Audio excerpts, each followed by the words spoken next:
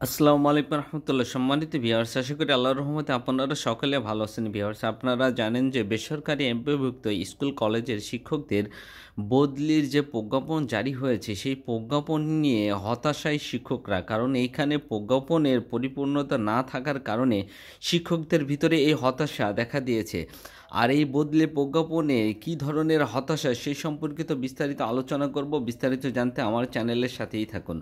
সম্প্রতি বেসরকারি শিক্ষা প্রতিষ্ঠানে শিক্ষকদের বদলির প্রজ্ঞাপন জারি করা হয়েছে। উক্ত বদলির প্রজ্ঞাপনে বদলি নিয়ে শিক্ষকদের মধ্যে বৈষম্য সৃষ্টির অভিযোগ উঠেছে।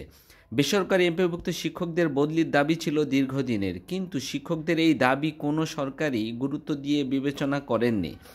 সর্বশেষ বিগত সরকার পতনের কিছুদিন আগে পারস্পরিক বদলি চালুর সিদ্ধান্ত গ্রহণ করে, কিন্তু পারস্পরিক বদলির মাধ্যমে শতাংশ শিক্ষকও বদলি হতে পারবেন না, এমন অভিযোগ ও সমালোচনার মুখে উক্ত পারস্পরিক বদলির সিদ্ধান্ত স্থগিত করা হয়।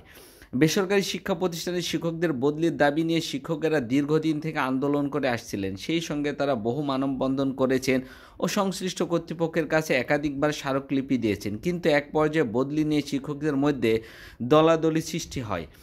বিশেষ করে 2016 খ্রিস্টাব্দের পর থেকে এনটিআরসির মাধ্যমে সুপারিশপ্রাপ্ত কিন্তু কমিটির মাধ্যমে নিয়োগপ্রাপ্ত শিক্ষকেরা এককভাবে বদলি দাবি তোলেন। তাদের বৈষম্যমূলক দাবি পরিপ্রেক্ষিত 2016 খ্রিস্টাব্দের পূর্বে এনটিআরসিএ সনদধারী কিন্তু কমিটির মাধ্যমে নিয়োগপ্রাপ্ত শিক্ষকরা হতাশ হন এবং তারাও বদলির জন্য জোরালো দাবি জানান।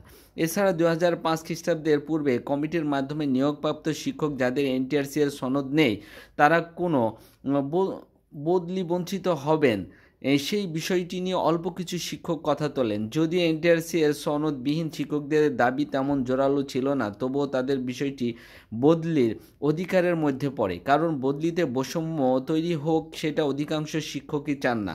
এভাবে শিক্ষকদের মধ্যে তিনটি গ্রুপের সৃষ্টি হয়: এনটিআরসির মাধ্যমে সুপারিশপ্রাপ্ত কিন্তু কমিটির মাধ্যমে নিয়োগপ্রাপ্ত শিক্ষক, এনটিআরসি এর সনদপ্রাপ্ত কিন্তু কমিটির মাধ্যমে নিয়োগপ্রাপ্ত শিক্ষক, এনটিআরসি এর সনদবিহীন এবং কমিটির মাধ্যমে নিয়োগপ্রাপ্ত শিক্ষক। উপরোক্ত সকল শিক্ষকই এই কমিটির মাধ্যমে নিয়োগপ্রাপ্ত, কিন্তু 2015 খ্রিস্টাব্দের পর এনটিআরসি এর মাধ্যমে সুপারিশপ্রাপ্ত শিক্ষকরা এককভাবে শুধু তাদের বদলির দাবি তোলেন।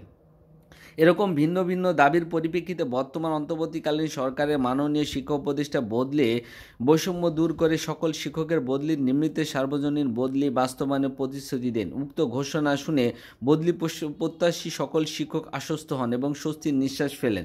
কিন্তু হঠাৎ করে গত 19 ডিসেম্বর 2024 খ্রিস্টাব্দের রাতে বেসরকারি শিক্ষা প্রতিষ্ঠানে এমপিভুক্ত শিক্ষকদের বদলির প্রজ্ঞাপন জারি করা হয়।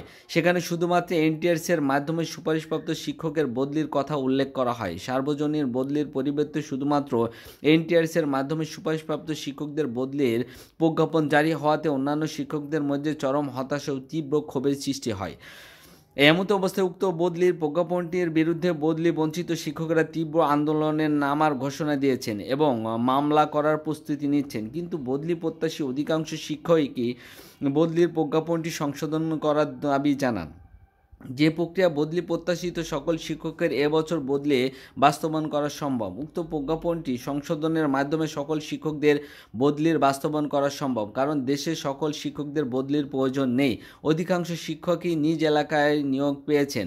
বেসরকারি শিক্ষা প্রতিষ্ঠানের শিক্ষকদের মধ্যে সারা দেশে সর্বোচ্চ মাত্র 10-15% শিক্ষকদের বদলির দরকার।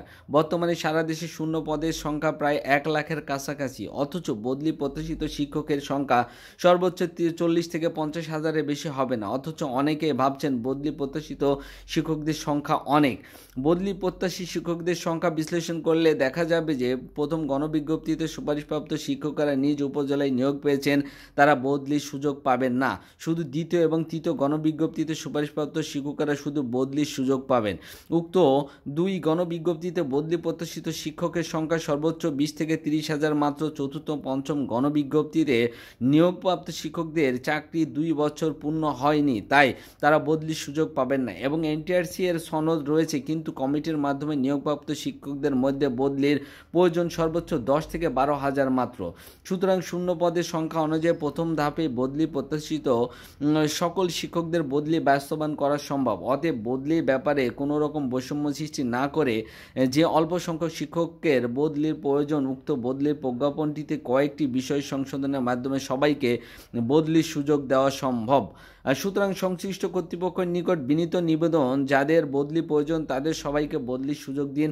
এমতো অবস্থায় বদলি প্রত্যাশিত শিক্ষক কর্মচারীদেরকে যদি তাদের ইন্ডেক্স নম্বর দিয়ে শূন্য পদে বদলির জন্য আবেদন করার সুযোগ দেওয়া হয়, তাহলে বদলিতে আর কোনো রকম সমস্যা হওয়ার সুযোগ নেই।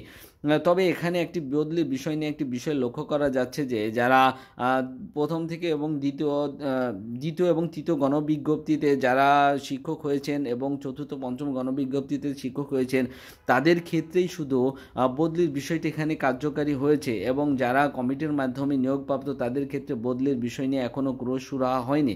কিন্তু এই সকল বেসরকারি স্কুল কলেজের শিক্ষকরা তারা এইসব বৈষম্য দূর করে সকলে বদলি নিশ্চিত করে সকলকে শূন্য পদের ভিত্তিতেই বদলির দাবি জানিয়েছেন। এবং যারা আমার সাথে ছিলেন তাদেরকে সাথে থাকার জন্য অসংখ্য ধন্যবাদ। যারা এখনও আমার চ্যানেলটি সাবস্ক্রাইব করেনি অতি দ্রুত চ্যানেলটি সাবস্ক্রাইব করুন এবং পাশে থাকা বেল আইকনটি বাজিয়ে দিন। আসসালামু আলাইকুম রহমতুল্লাহি ওয়া বারাকাতুহু।